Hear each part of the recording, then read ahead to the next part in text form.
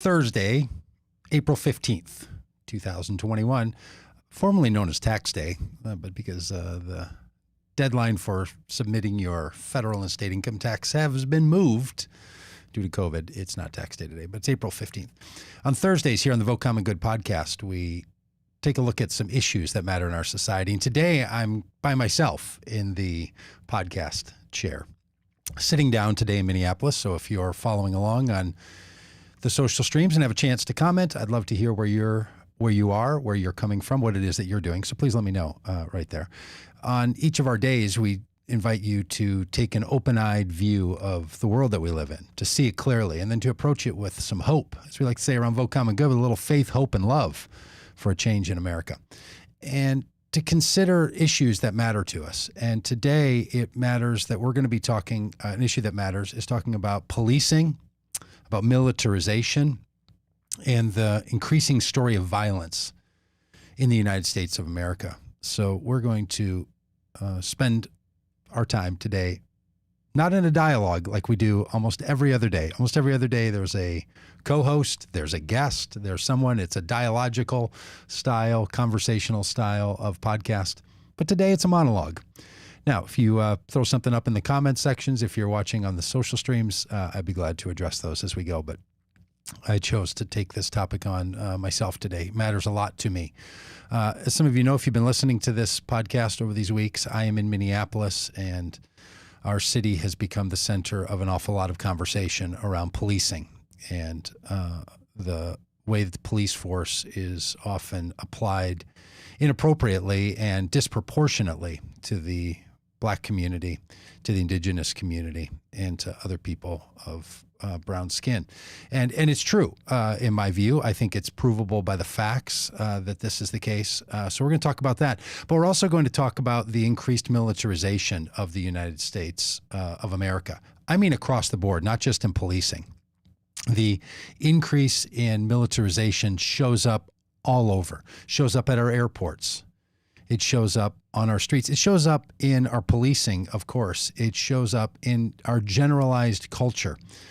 In fact, we have this story afoot that our soldiers should be honored and cared for. Now, that may be true, that we want to thank people for being in the military. But in my view, something is a bit out of whack when only one part of our society's commitment to giving themselves to the betterment of others is heralded. I'm not saying we shouldn't thank soldiers for their work. Sure, if that's meaningful for you, you should thank them. Should also thank other people. We should thank school teachers. We should thank civic officials. We should thank our sanitation people. We should be more thankful for everybody for the work that they do.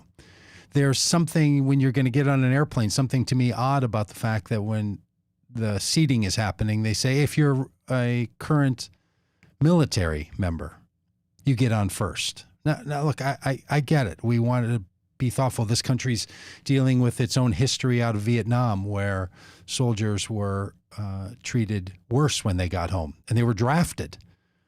But there's something going on where there's a militarization of our society. I only bring up that issue of talking about how we talk about people that are in the military, thanking them for their service, giving them extra bonuses and all, because we have this broken relationship with our military. We feel like we don't treat them well enough, and so then we give them all kinds of accommodations. But I think this notion that we want the military to be our leaders is a dangerous perspective. I'm not saying that people in the military shouldn't lead in our civic society. Of course they should, absolutely. No doubt that they should. But that's different than believing that it's the military that keeps us safe. And that's what translates into policing, is that our police force in the United States has become increasingly militarized. Now, I think a lot of this has happened since 2001. I think after the terror attacks of 2001 and the military response, that our country, an entire generation, of which I am centered on, my middle-aged life and my children's lives when they were 10 years old, 8 years old, 9 years old, were all impacted by these terrorist attacks. And so we told ourselves a story that we would be kept safe by our military. And so militarization, from our airports to our border to our policing to the people that are actually in the military, has increased. We have chosen to depend on and to highly esteem and to highly acclaim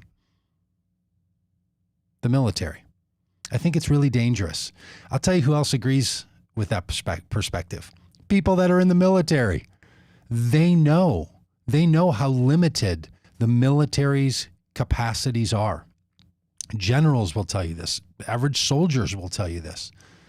That what people are taught to do in the military, how our combative military forces are trained, what they're asked to do, that's no way to live a life. That's no way to run a society. In fact, our military is only used, even in military conflicts, to get to a point that we can have some kind of negotiated, some kind of democratic, some kind of peace that's brought. The point of the military is not to live under military rule. Now, I'm not suggesting we're to the point of a military rule. In fact, in some places, we have too little protection from our military, like around our Capitol on January 6th, when tens of thousands of Trump supporters were allowed to ransack our Capitol in an insurrection. There we should have had more. Other times we should have less. We should have protected our Capitol on a day when we knew tens of thousands of people were there to stop the free and fair election results of the 46th president of the United States. I think we should have less of that at our airports, and we should have less of that in our police forces and less of that on our southern border. So yeah, we have some decisions to make about how we're going to deploy the military. But there is a narrative of violence that we have to resist in our nation. This has been a country that has used violence, from our own Revolutionary War to our Civil War to the violence that was used to be sure the slave community stayed in place and that they didn't become too rambunctious or too dangerous or too fleeful.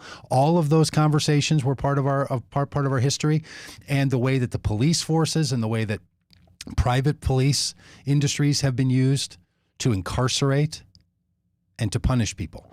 So if we don't take a good hard look at the overall militarization perspective in our society, I don't think we'll be able to apply this appropriately to policing. And what we'll do on a future podcast to talk about the militarization of our southern border, that we are not allowing people to interact with Health and Human Services when they're seeking refugee or asylum status, or with bureaucratic conversations about immigration, but rather met with Homeland Security, who has control of our borders. Tanks, guns, flak jackets, stun guns, grenades, this kind of thing. So the militarization of our society as a whole is something we need to consider, that we need to look at, needs to be rethought. That brings us also to policing. Policing is one of these places where the militarization in our society, in my view, is totally and completely out of control. And one of the big problems with it is that when you train up a group of people who have volunteered themselves to be in the police force, and they know it's a militarized perspective in the police force, it attracts a certain kind of candidate. One of the things I've learned in the last few years is how the process of recruiting, selecting, and approving police officers all around the country, especially here in Minnesota, where I know the situation in most detail, is the root of why we have certain kinds of people and certain kinds of profiles of people who are police officers. There's actually tests that you have to take. And those tests have a bias in them, that certain people are passed forward and certain people are not. If you've ever wondered why it is that our police forces often have less people of color to match the percentage of people of color in a city or in our state as a whole, or your state as a whole, one of the reasons is because the bias in the procedures of approval for someone to become a police officer tends to not pass on people of color at the same rate that it passes on people who are white. There's actually a systemic problem in the approval and the recruiting process. So there's people here in Minnesota who are working on this because they're recognizing that the number of applicants and then the number of people that are approved and then the number of people who can move on to be a part of a police academy or a police training program through a community college or state college, that number going from the number of applicants to the number of people in the academy weeds out, sifts out people of color disproportionately because the tests create the problem. The other thing that a militarized system does is it attracts people who want to be in a militarized system. Look, modern policing in the last 20 years has changed dramatically. I'll read some statistics and some descriptions for you here in a minute. But it has changed dramatically. So the kind of person who then says, what do I want to do with my life? How do I want to live? They're looking at a police force that has become increasingly militarized, increasingly combative, increasingly hostile to the citizenry. And if you're not experiencing police that feel aggressive and hostile to you, I would suggest that you talk to some people who feel that's the case and hear their stories, hear why they say that the police force feels as if it's a hostile force to their well-being, not a protective force for safety and for community wholeness, but as something that they need to be concerned about and afraid of. What we have is a militarized police system inside of a militarized national culture that is moving forward with the use of violence as a legitimate means of community control and engagement and order. And I would declare simply this: if we have to use violence in order to have order, then we have a disordered system. If we have to use violence in order to maintain order, then we have a disordered system. Because you cannot live in a society where the reason that we tell ourselves we have order is because we have people who will behave violently. What we need to do is to create a system by which acts of violence are occasional, are preventable, and are responded to, not where a system of violence is what is expected to maintain order. This is one of the things that so many people have been saying over and over, is that they believe that police just have to use force, they have to use violence because there's no other way to control the population. But look, one of the big myths is that the police keep our society safe or that our military keeps our country free. We are kept free in our country by negotiations, by partnerships, by cooperation with people around the world. We only use military when all of that fails, when all of that goes awry. And the military leaders will tell you we should only use the military for very specific outcomes to get us back to the point where we can live with agreements and with harmony. The same thing in our society. Maybe you heard the police chief from Brooklyn Center, which is the town where Dante Wright was killed by the police officer. And he said the next day that he was releasing the footage of that killing because he believed that it was his job to be open and to be clear, and that it was his responsibility to keep the community safe. Maybe you remember he became emotional about that. He became emotional and people made a lot out of the fact that he was having a hard time here. And they were saying, I think maybe you should consider the fact of the victim and not the fact of the police officer that had to be involved in a shooting. But I think there's something more important than that critique. And that's the notion that that police chief and so many other people believe that it's the job of the police to keep us safe. Look, we're kept safe because the citizenry acts in ways that keep us safe. This fractional number, 420,000 police officers across the entire United States system, that is not what keeps 350 million people safe. We are not kept safe by there being an armed force that's able to use violence. That's not the premise of our safety. And look, whether you're a progressive like me, or you're a libertarian like some people choose to be, or you're a conservative Republican, the last thing you believe is that our freedom is kept in place by a force of power. Our freedom and our safety comes from one another. One of the things you'll notice when protests happen, like are happening in Minneapolis now and have been happening all over the country over the course of the last year, One of the things you'll notice is how many people can turn out and the level to which the police have to ramp up because they believe that now they're going to combat. I've stood in those lines. I have stood and had the police shoot pepper spray in my own eyes. I've watched rubber bullets fly over my head while wearing a clergy collar and a shirt that says love on it, trying to get the police to not shoot rubber bullets at protesters. When you're in those kinds of situations, you recognize how outnumbered the police are. Even when the police put on their armor and they come out with their trucks and they come out with their billy clubs and they come out with their masks and helmets on, the only way order is maintained is when the people leave. If the people of the United States chose to rise up against our police forces, we would overwhelm them. Of course we would. By numbers, by morality. The whole thing about governance is that anyone in the United States who's an official, who has power that's given to the government, they're only given that power by the consent of the population. The reason the police have authority is because we give it to them. And every once in a while, somebody changes course, somebody breaks the law, somebody's lawless, and then we have a system to deal with that. But this idea that without that police force, it would be chaos is one of the myths that exists in our society that gives certain people the perspective that they should embolden the police to use any means necessary.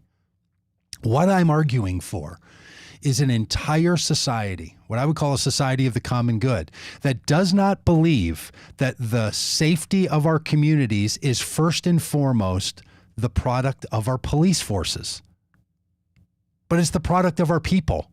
And when people do not trust their police force, we have disorder.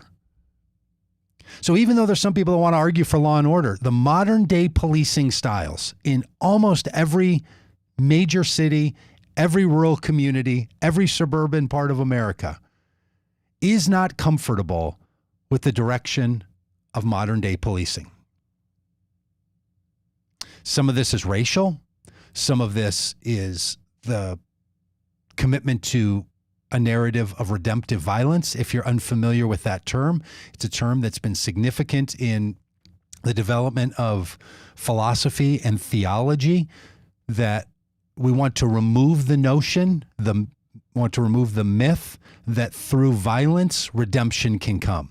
By being harsh, cruel, having a scapegoat, a sacrificial narrative, all of that is understood to be a myth to produce the kind of outcome that brings about safety. This is the fundamental struggle on which the racial bias of our policing, the militarization of our policing, the violence inside of our policing exists. Now, it's not only people, again, like me, who are saying this. I was surprised to find out that when I did some research on the militarization of the police, and I found this really great article. And when I clicked on it, it became clear that this was produced by the Charles Koch Foundation. Now, that name might not mean anything to you, but maybe if I said the word the Koch brothers, K-O-C-H brothers, you would understand who they are. So the Koch brothers are these big Republican, almost libertarian-leaning funders that if you're in the political world like I am, you would understand the Koch brothers to be part of, the dark cabal of money that's perpetuating certain Republicans. And a lot of people have pushed against the Koch brothers. So I end up in this article put together by the Charles Koch Foundation calling for reform in policing. And it's an excellent article about the militarization of the police and what a hazard it is. How much pain it caused, how it's the wrong perspective to have, how we need to demilitarize the police.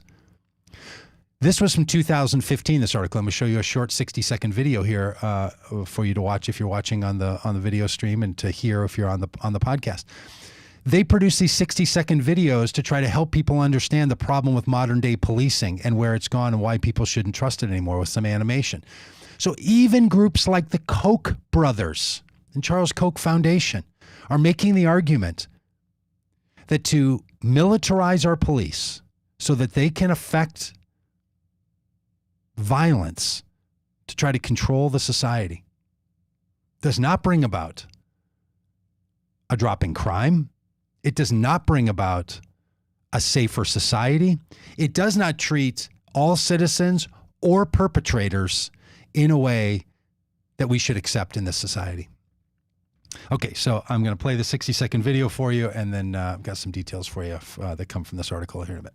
This is policing in 60 seconds. The police are the public, and the public are the police. That's from Robert Peel, who helped create modern policing in the 1800s. Sure, the world was different then, but Peel tapped into something that's necessary for effective policing: trust and accountability. But the US has gotten further away from police officers who know their communities and whom their neighbors trust. Rising crime in the 1970s and 80s led to some aggressive reforms that were supposed to keep police safer. But now, police have access to equipment used in war zones, like mine-resistant tanks, and SWAT teams conduct 50 to 80,000 raids each year. These things don't necessarily make police or communities safer. People should feel comfortable asking a police officer for help, but seeing an officer armed to the teeth doesn't build trust. There's ways for police to return to being peace officers. Ending the federal 1033 program that gives local departments surplus military gear might be a good first step. And different policing practices, like encouraging foot patrols, would allow police to get to know residents and become familiar faces in the communities they help.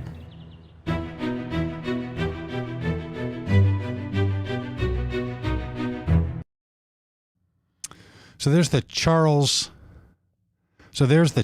Koch Foundation Institute saying, hey, you know what we need to do? Demilitarize the police. Now their history of policing doesn't just go back to 1868 where it was let's police by the governed. The history of policing in the United States is derivative from slave patrols. That was the first organized policing in the United States to capture runaway slaves from slave states and return them. And then that was transitioned into being sure that freed slaves didn't become a criminal element, because once they were freed as slaves, the fear was they wouldn't have jobs and they would have to turn to crime because they're people that didn't have the morals to be upstanding citizens. So there's a racial history that is continued from slave patrols right through April 15th, 2021 in the United States.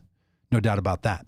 But this critique that the militarization of the police has created a crisis is something that I think is worth focusing on. And I'm glad the Koch brothers, or at least Charles Koch, is in agreement with that. I hope that many other people are as well. I want to give you a little definition here. I'm going to read it for you of what police militarization is and how it's understood. It's defined by scholars, and people actually study this. And I'll put the link in the show notes for those of you on the audio, and put it up in the stream here after we're done. It's the process so the militarization of police is the process whereby civilian police increasingly draw from a pattern themselves. I'm going to start reading that again. I paused at the wrong place. The militarization of the police is the process whereby civilian police increasingly draw from and pattern themselves around the tenets of militarism and the military model. This process tangibly occurs when a civilian police force adopts the equipment, the operational tactics, mindsets, and culture of the military. Look, this is one of the things that has happened in modern day policing, really since 2000. First, after the huge buildup in 2000 of weapons to be used in war zones in Iraq and Afghanistan. That equipment then needed to be moved somewhere because it got old, because there was surplus. So what the federal government said, and what was referred to in that video as the 1033 Law 1033, was that police forces in the United States could acquire for free that military equipment.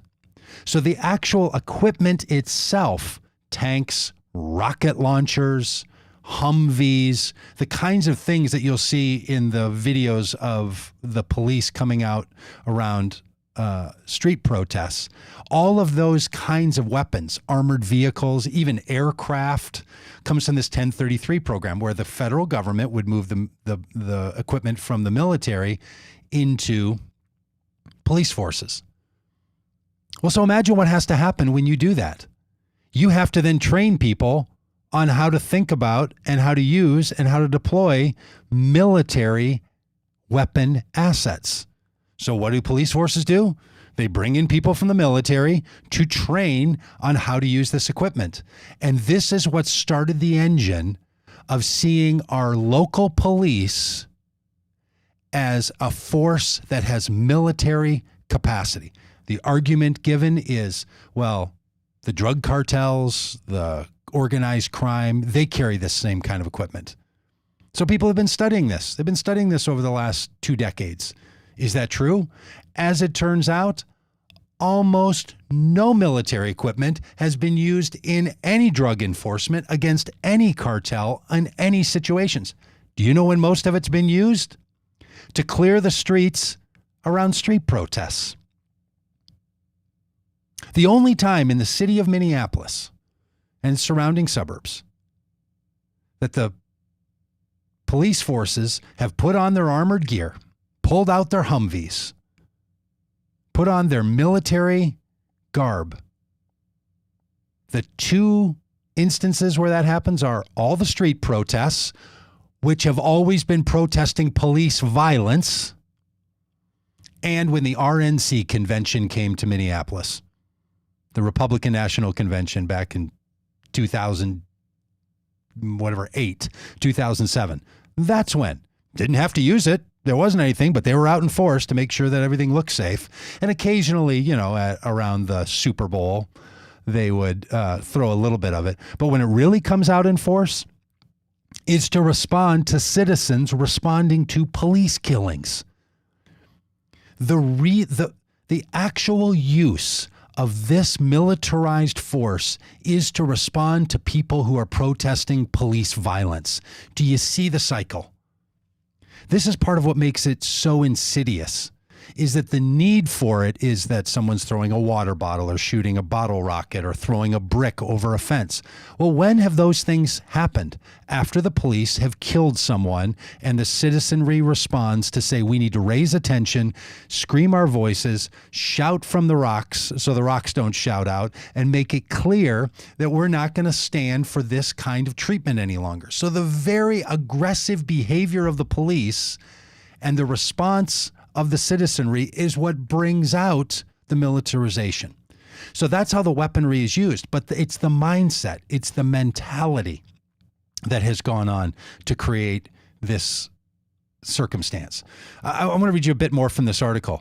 The program, which is called the 1033 program, has become something of interest to a lot of people, and people have turned against it. So public awareness and coverage of police militarization has largely focused on the acquisition of military equipment by police, such as armored vehicles, aircrafts, and other weapons.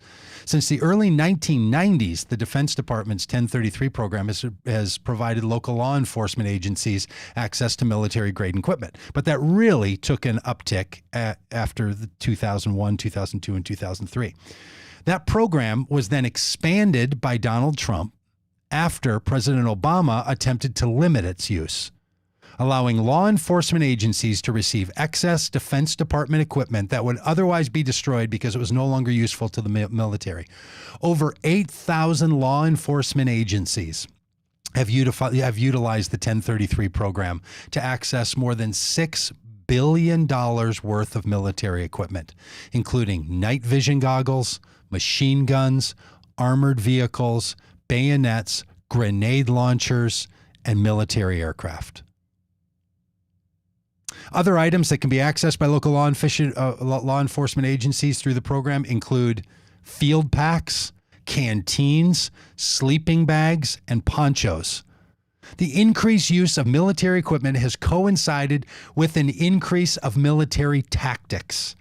This is where I think the real power in these facts lie, such as SWAT teams, no-knock raids by law enforcement agencies, and other aggressive practices. In recent years, police departments from Ferguson to Charlotte to Southampton have received criticism for their use of military tactics. One study found that the use of paramilitary-style teams by law enforcement increased more than 1,400% since 1980. Basically, what we've done is we have increased SWAT teams, rapid response teams that are armed to the hilt. Even your local police officer carries more lethality on her body than at any time in history. So much so that when Dante Wright was killed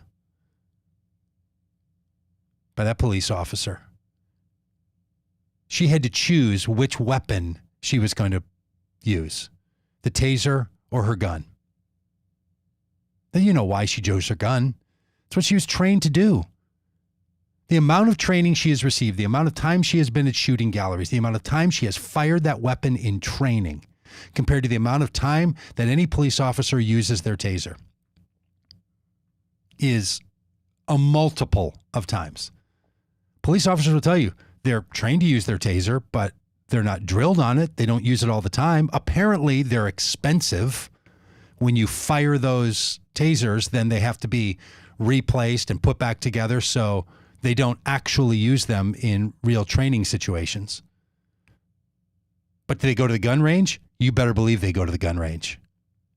And they learn how to shoot, and they learn how to use night goggles, and they learn how to militarize, and they learn how to move in a military pattern. And look, friends, we are not talking about the National Guard. We're not talking about the fact that every state actually has what the Second Amendment refers to as a well-trained and well-governed militia called the National Guard, which sits under the authority of the governor.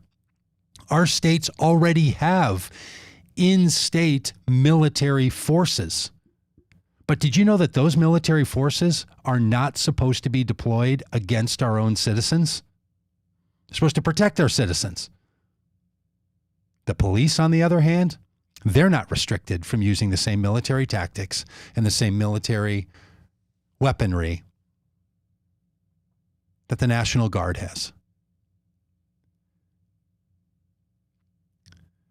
The need for police reform that roots from the racist narrative in this country, that roots from the fear of criminals, that roots from the myth that it's the police that keep us safe.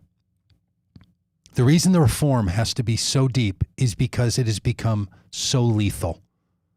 It is so dangerous.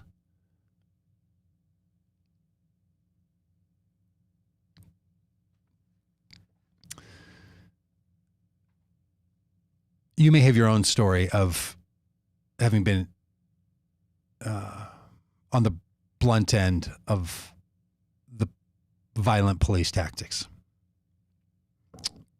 I certainly have, whether it's been in protest situations, demonstrations, been zip-tied. I've also had an instant where I was in a situation and was at a mall to get a knife sharpened and had the knife out of a bag in my hand while I was waiting to go in the store, finishing up a phone call, and a police officer came up and drew his weapon, pointed it at my head, told me to get on the ground. I did. I got on the ground, and he pushed me to the ground, put his knee in the middle of my back, lifted me up multiple times, and smashed my face into the ground, handcuffed me, violently lifted me up again, threw me up against a wall.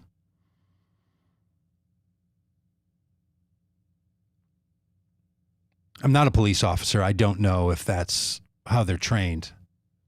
But I'll tell you this, that's how they act.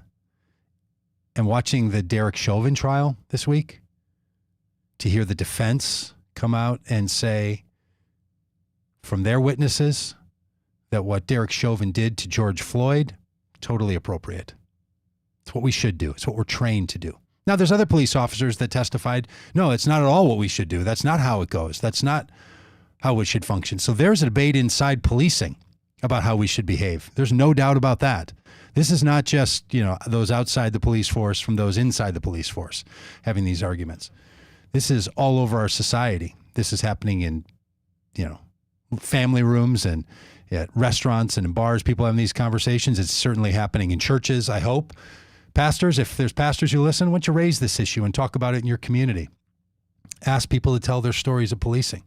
There's some stories where police have done heroic things for people.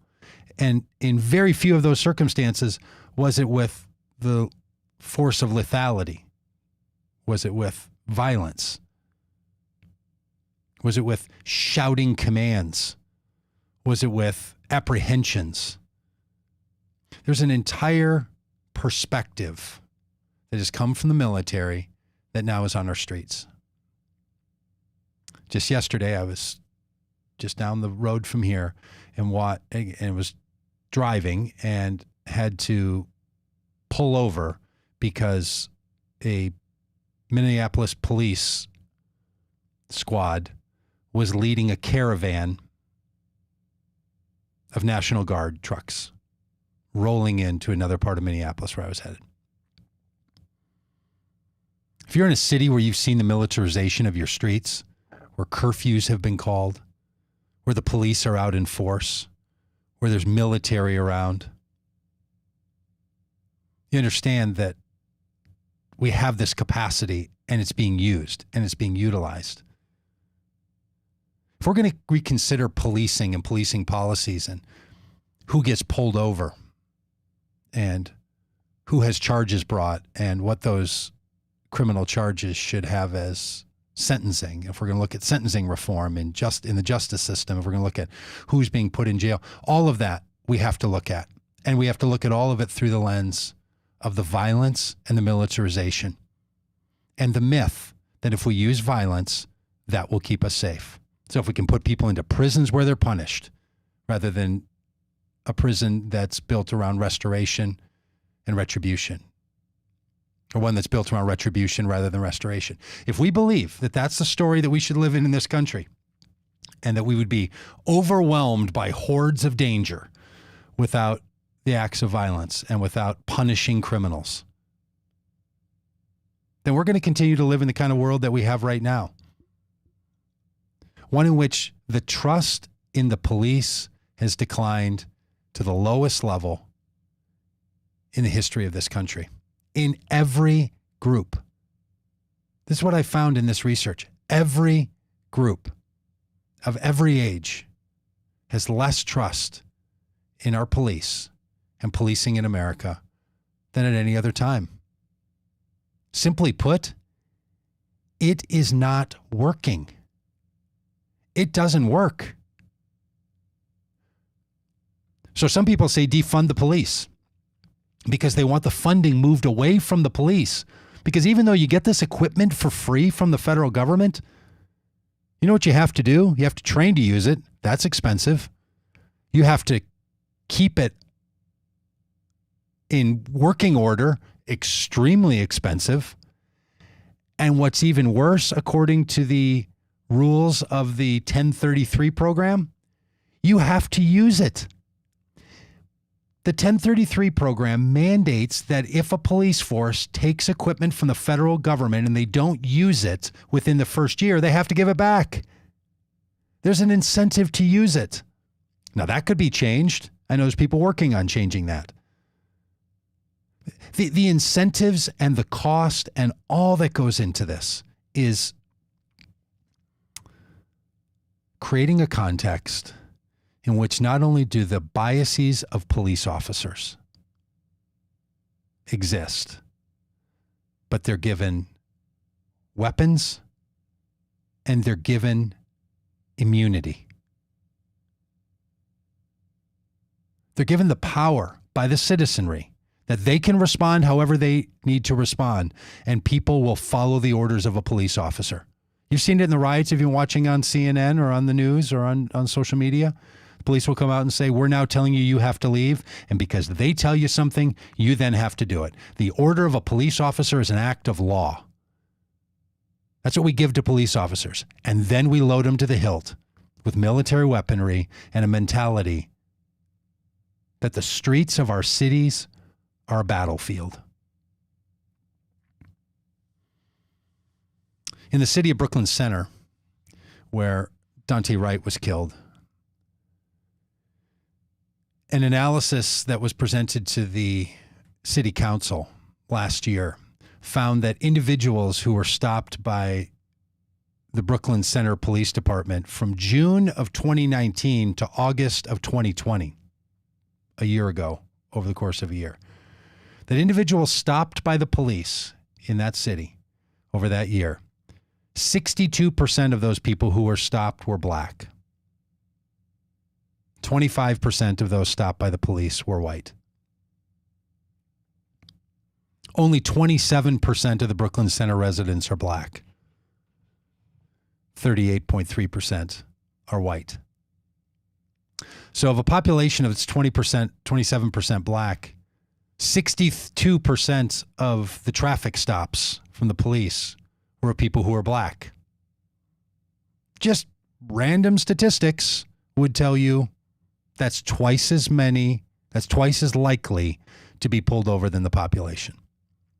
Population's 27%. Pullover rate 62%. Pullovers are used to control a population. Look, Dante Wright had a warrant out, a bench warrant out for a misdemeanor for carrying a weapon without a permit, which some gun rights people are jumping on to say, hey, you shouldn't have to have a permit in the first place.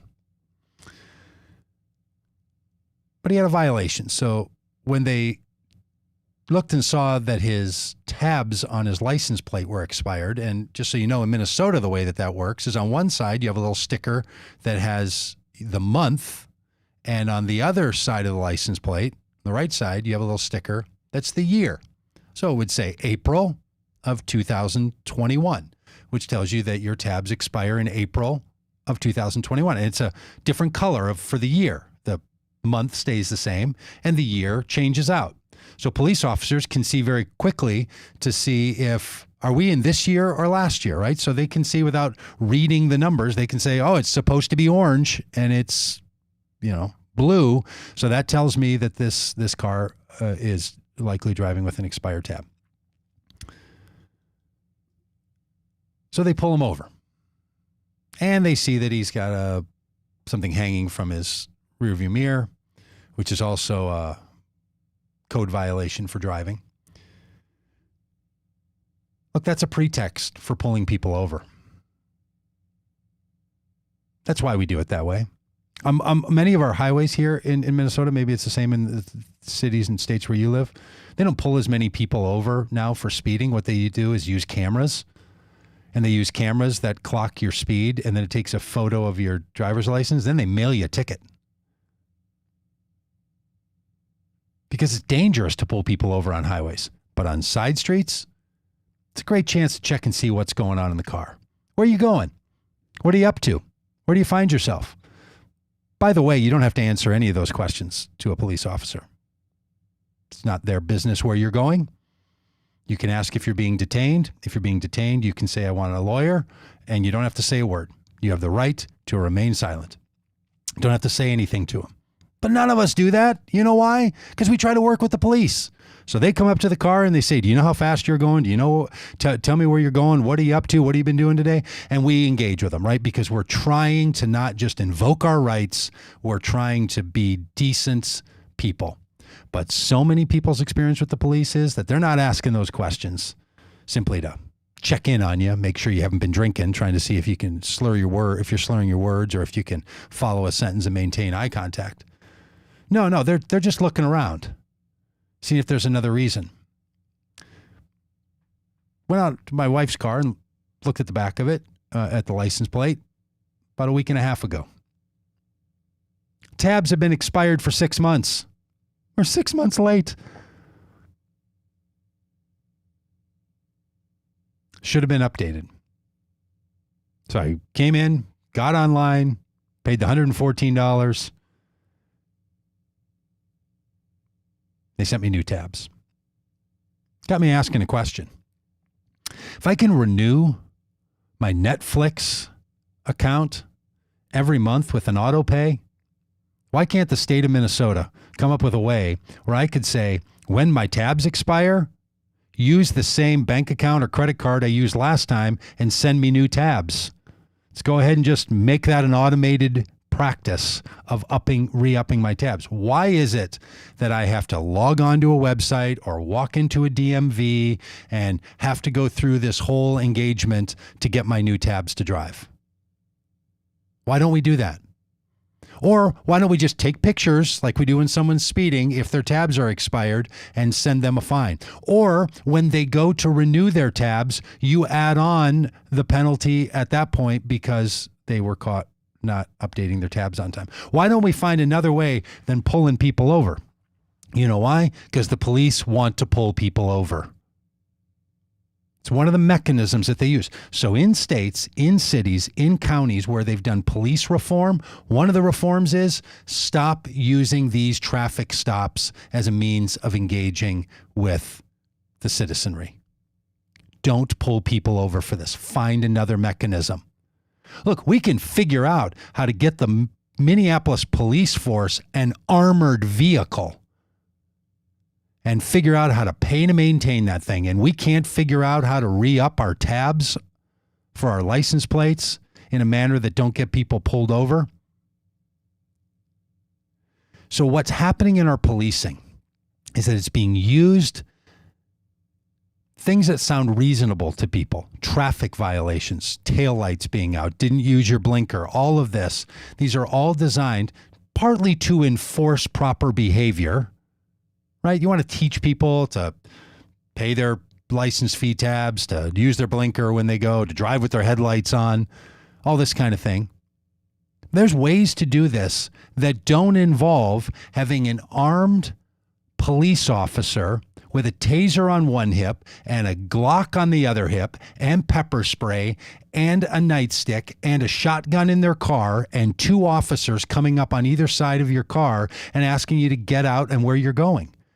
This kind of responsive policing, this is what people who are saying something in addition to defund the police is, let's not just spend all the money to maintain all the riot and all the militarization of the police, but let's have a different approach of the police. The Koch brothers even said, get out of your car, walk your streets, meet your neighbors, approach people as if your job is is not simply to be keeping people safe through the use of violence. To have a peacekeeping force, a peace officer, an officer of the peace, rather than a policing officer that's militarized.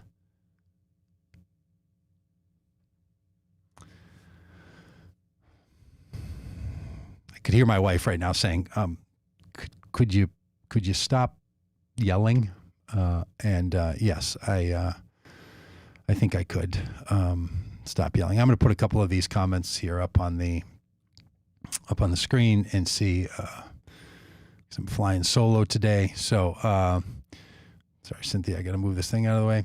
There was a time recently when police force all over the country were actively recruiting returning vets. They've realized that they've been taught to show force and yes, kill, and they can't let go of that.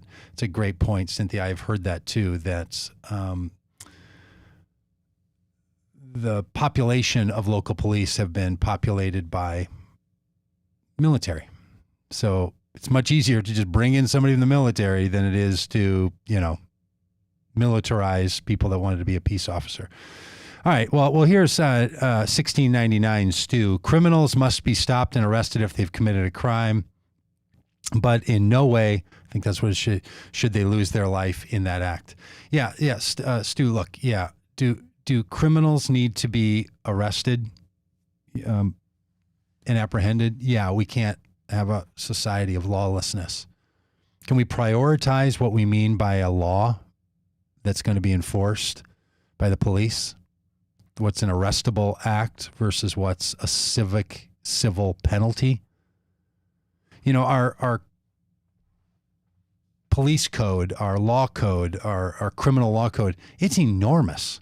It's complicated. If some of you are wondering why the officer that shot Dante Wright is being charged with second-degree manslaughter, and you're like, what's the difference between second-degree manslaughter and, I don't know, first-degree manslaughter or third-degree murder or first-degree murder?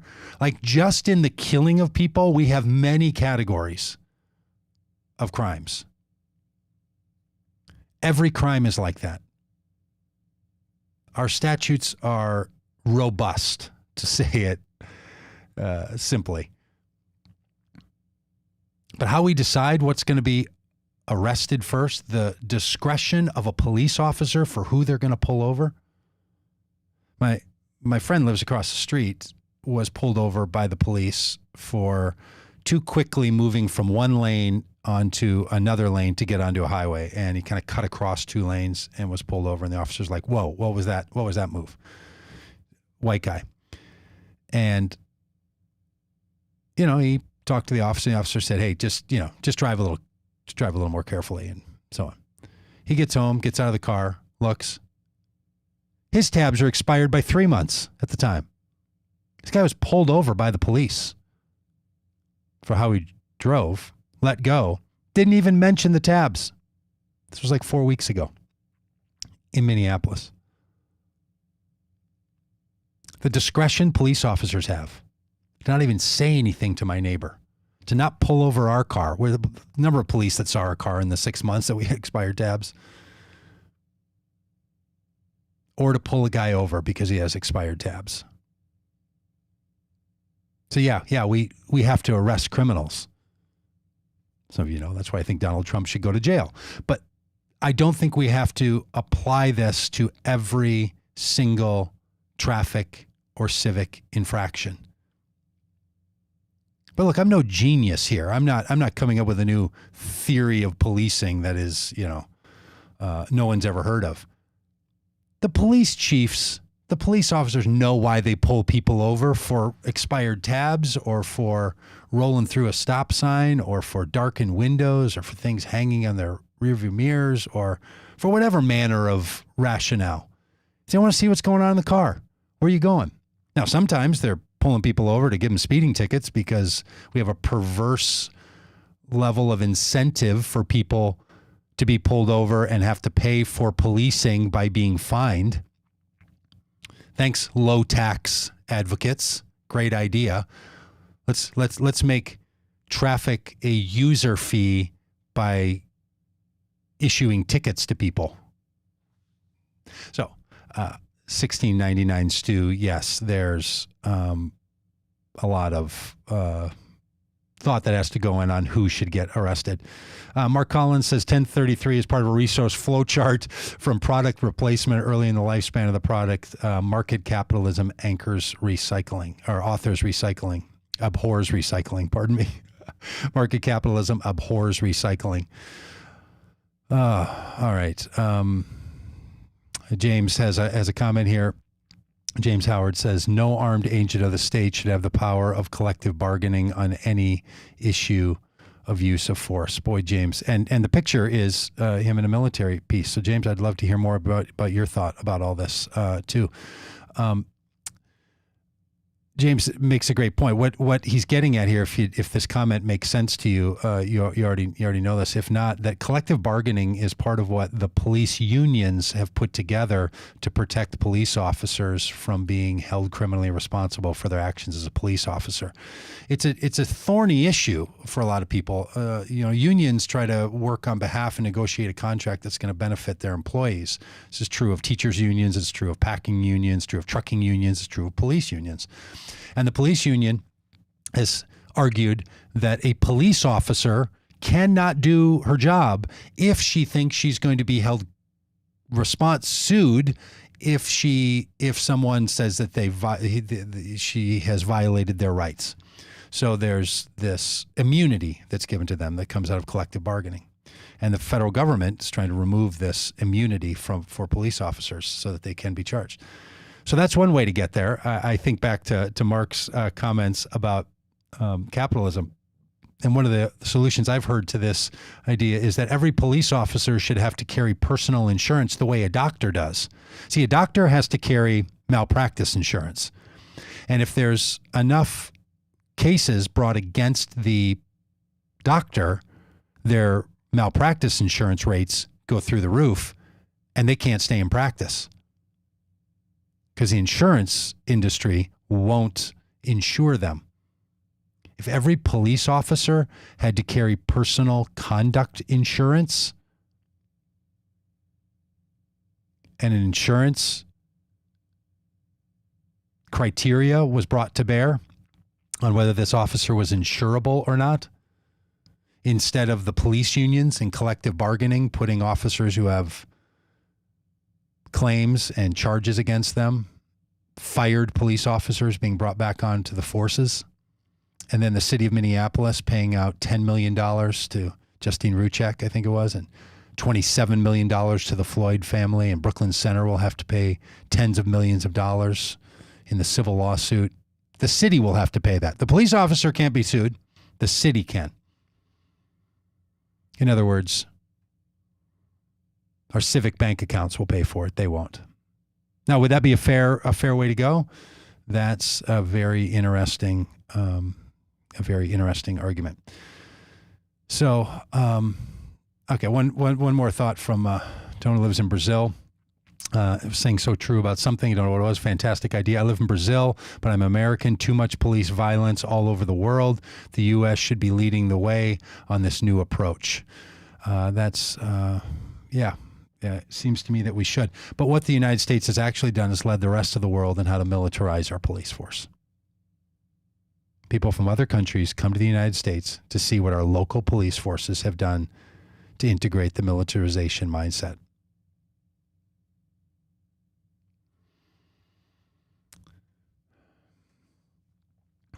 Look, all of us deal with grief in different ways.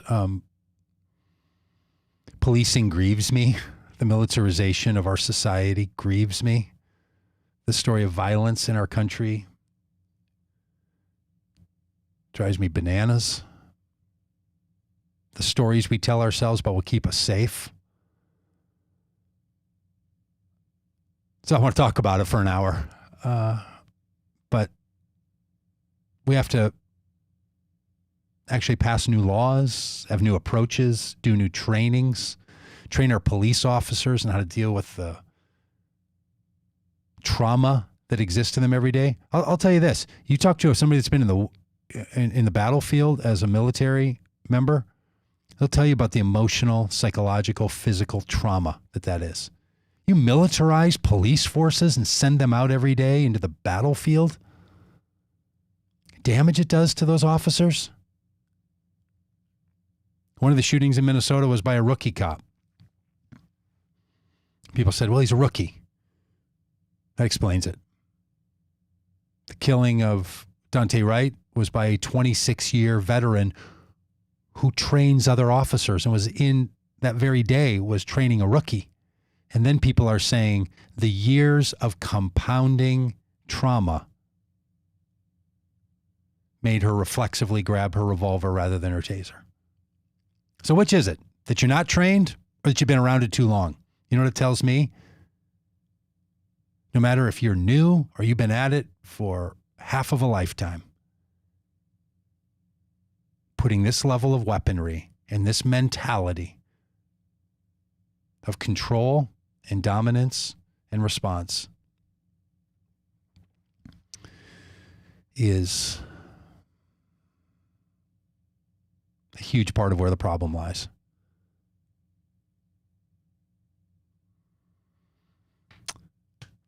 I don't know how you deal with your grief around these issues.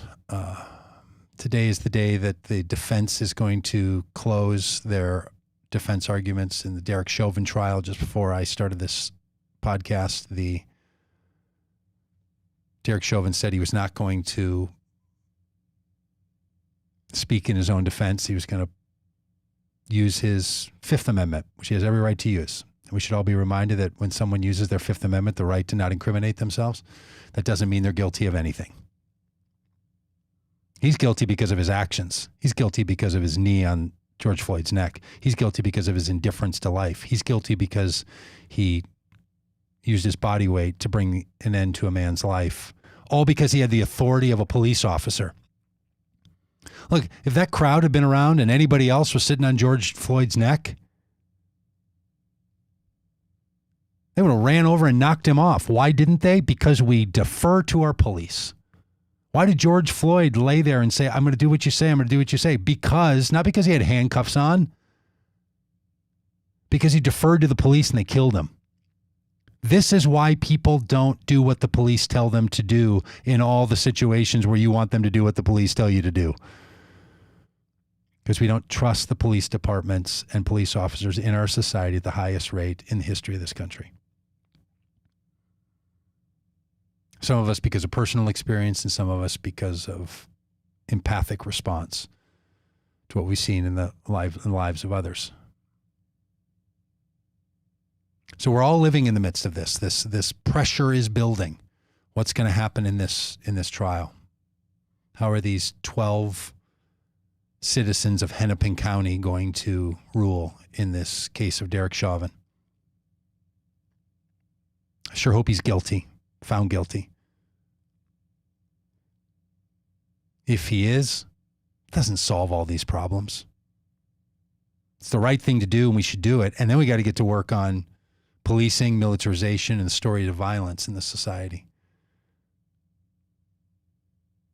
Because there's too many officers like Derek Chauvin. There's too many officers driving military weapons. There's too many riot formations on our streets. Appreciate you being a part of the podcast. I know this was a heavy one today and real lecture-y. But thanks for tolerating it and for being a part of it. Back on Friday, tomorrow, with astrophysicist Paul Wallace. We talk a little bit of science. And then on Mondays, we do a recap of the news and bring in some newsmakers. On Tuesdays is politics, and on Wednesdays we talk about faith, and Thursdays ideas that we think matter. Thanks for being with us today. If you're already connected to Vote Common Good, thank you. If you've never been over to Vote Common Good, head over there, would you?